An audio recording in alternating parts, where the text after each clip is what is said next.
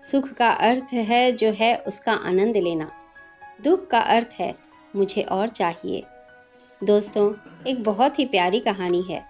एक महिला अपने छोटे से बच्चे के साथ समुद्र की लहरों पर अटखेलियाँ कर रहे थे। पानी का बहाव काफ़ी तेज़ था। अचानक एक बड़ी लहर आई और उनके ऊपर छा गई। जब पानी वापस लौट गया तो उसका छोटा सा बच्चा कहीं दिखाई नहीं पड़ा।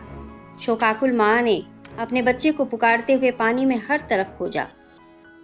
जब उसे यह स्पष्ट हो गया कि बच्चा खो गया है, उसे पानी सागर में बहा ले गया है, तब पुत्र के वियोग में व्याकुल माँ ने अपनी आंखें आकाश की ओर उठाई और प्रार्थना की, हे ईश्वर, मुझ पर रहम कीजिए, मेरे प्यारे से बच्चे को वापस कर दीजिए।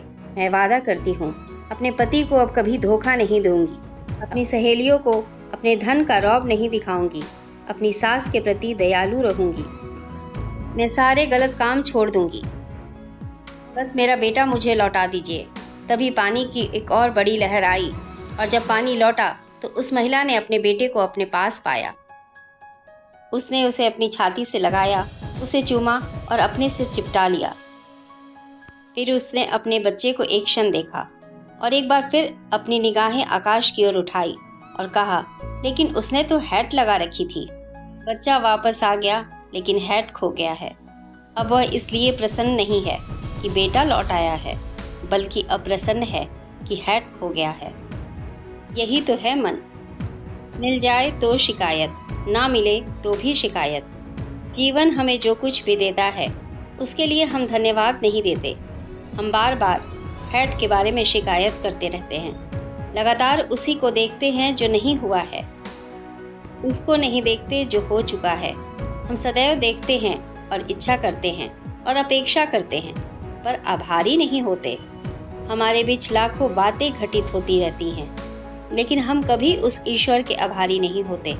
हम सदैव चिड़चिड़ाहट और शिकायत से भरे रहते हैं, सदा ही हताशा की अवस्था में रहते हैं।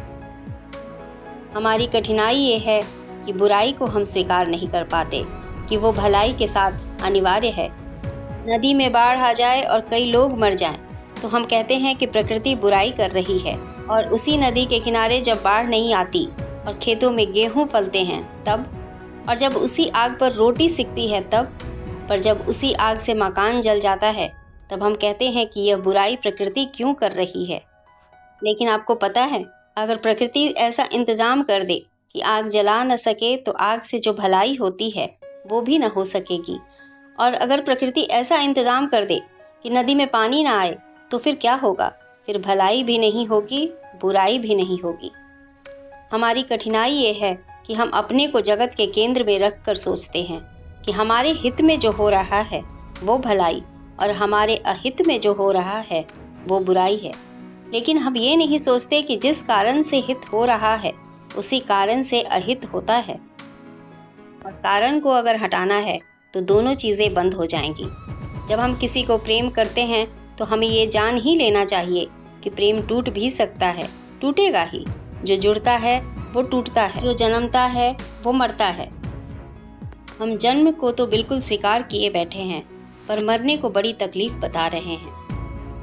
हमारी प्रार्थना ऐसी होनी चाहिए जैसे सब कुछ भगवान पर निर्भर है, और कोशिश ऐसी होनी चाहिए जैसे सब कुछ हम पर निर्भर है। प्रार्थना कुछ मांगने के लिए नहीं, बल्कि ईश्वर ने जो कुछ दिया है उसके लिए उसका आभार व्यक्त करने के लिए होना चाहिए। फिर मिलेंगे दोस्तों अगली वीडियो में। तब तक के लिए खुद पे विश्वास रखें और आगे बढ़ते रहें। नमस्कार।